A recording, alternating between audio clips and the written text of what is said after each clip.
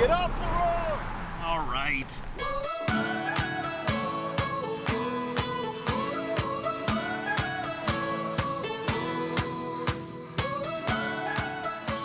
Hi, I'm Mike of Mike's Road Trip, and on this episode, I drive from Seattle, Washington, to the northwesterly part of the state to explore the scenic byways of the San Juan Islands, where whale watching, wine tasting, and water activities take center stage. So come along with me and let me show you around. From Seattle, I drove north on Interstate 5, then headed west on Highway 20 to Anacortes, where I boarded a ferry and set sail through the cluster of San Juan Islands, until finally reaching Friday Harbor on the main island of San Juan. Well, on this road trip, I picked up a hitchhiker, my big sis Suzanne. How are you enjoying this Mike's Road Trip excursion to the San Juan Islands? It's fantastic. I'm having an amazing time. Well, let's get back on the road. Yeah, hand up on top, you got it, and one last clip. There we go. Cool, man. So step on down here for me. And then when you're ready, just be able to kick yourself off. You got it. Our first adventure was to fly through the trees with the folks from San Juan Zip Tours. And of course, I couldn't let my sister beat me to the next zip line.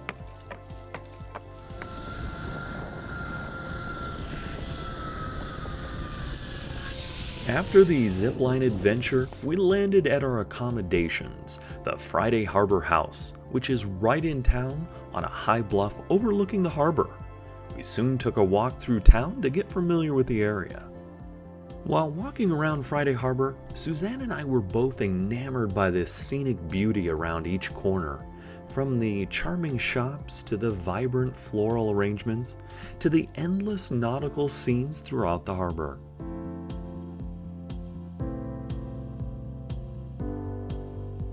Later that afternoon, we drove to the other side of the island, to Roche Harbor, where our first stop was to stroll this amazing sculpture garden park. There are 20 acres of outdoor art on display, with over 150 unique creations in various mediums.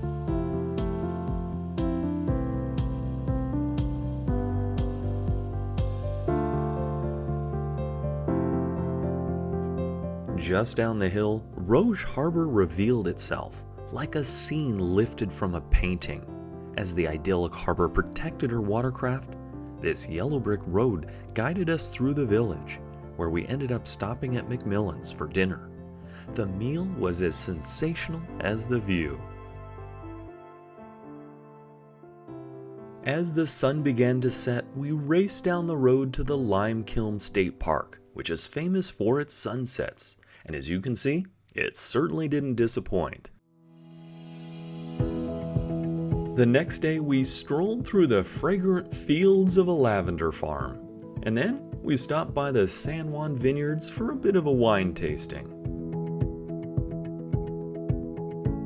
Our last stop of the day was to the American Camp, one of two historical military parks on the island. The other is the British Camp. In the late 1850s, Great Britain and the United States shared San Juan Island while a water boundary between the two nations could be settled. Back then, Canada was under British rule. The American Camp is on a grassy slope about 200 yards from the shoreline of Griffin Bay. The park has a number of historic buildings, but the main attraction is the vast beauty of the grounds and its view of the water.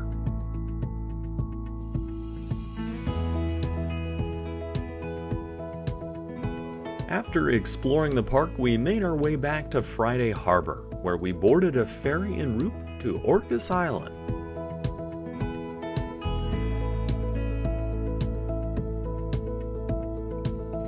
Once ashore, we headed north toward the town of East Sound, where our accommodations were for the evening. Along the way, we saw some extraordinary sights, from expansive farmland to this large lily pad pond and this regatta. That evening, we headed to dinner at Rosario, where we enjoyed a picture-perfect meal along with some extraordinary views.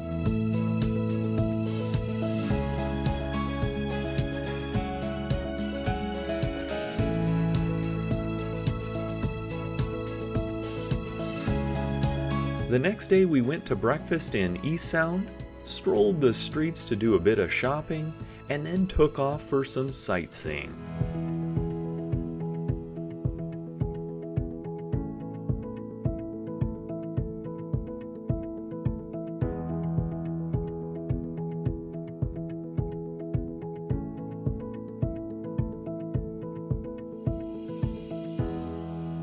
After a fantastic day of sightseeing, we headed to Deer Harbor, where we met up with the folks from Kruger Escapes for a sunset sailing cruise and picnic dinner.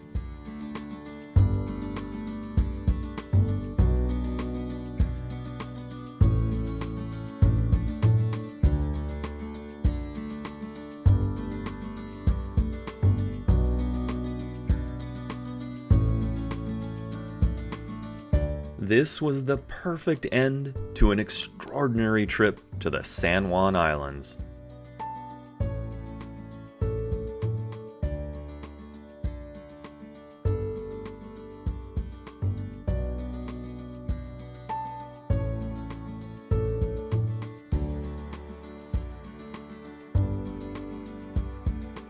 Well, that's it from the sensational San Juan Islands. Till next time, we'll see you on the road.